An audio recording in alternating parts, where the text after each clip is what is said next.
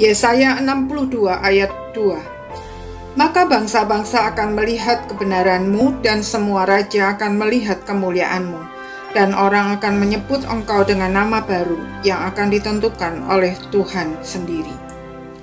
Nama menunjukkan identitas kepribadian, bahkan reputasi orang yang punya nama. Ketika kita menyebut nama Martin Luther, maka segera terbayang di pikiran kita seorang tokoh reformator yang tegas, berani, tidak pandang bulu, berpegang teguh pada kebenaran dan cinta Tuhan. Kita semua tentu rindu seperti Martin Luther, tetapi jika kenyataannya kita tidak seperti itu, atau bahkan sebaliknya dari itu, jangan putus asa.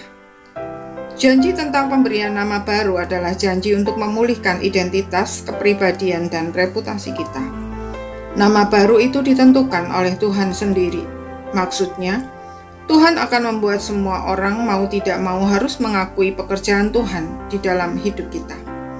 Nama itu dikaitkan dengan Sang Tunas yang keluar dari tunggul yang tersisa dari kehancuran Yerusalem, yang tidak lain adalah Yesus Kristus, Sang Juru Selamat dunia.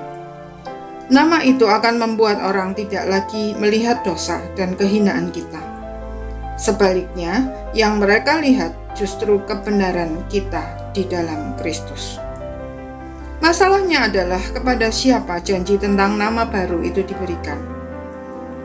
Jika kita merasa cukup baik, cukup mampu, cukup untuk menjaga reputasi diri, cukup kuat untuk tidak jatuh, dan cukup-cukup yang lain, maka kita bukanlah pemilik janji Tuhan itu.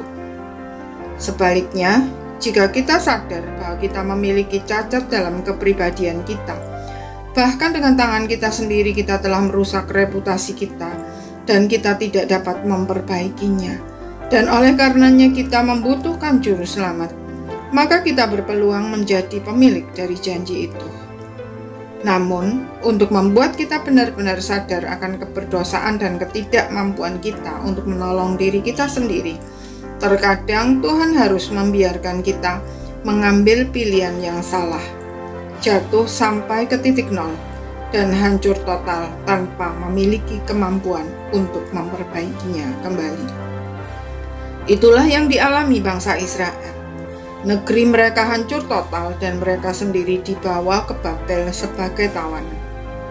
Untuk benar-benar sadar mereka membutuhkan waktu selama 70 tahun. Itu pun sebagian besar dari mereka ditolak karena mereka tetap tidak percaya. Jadi, jika saat ini kita berada di titik nol, jangan putus asa dan jangan membiarkan momen ini berlalu dengan sia-sia.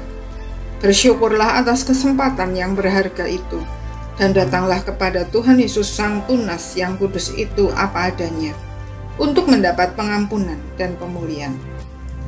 Maka Dia akan memberikan nama baru itu kepada kita. Identitas kita sebagai orang berdosa diubah menjadi anak Allah. Kita diubah menjadi manusia baru yang memiliki kuasa untuk bertumbuh semakin serupa dengan Tuhan Yesus, dan reputasi kita dipulihkan. Dengan demikian, orang tidak lagi akan melihat kepada dosa dan kehinaan kita, melainkan kepada kebenaran dan kemuliaan kita di dalam Kristus. Maukah kita? Amin.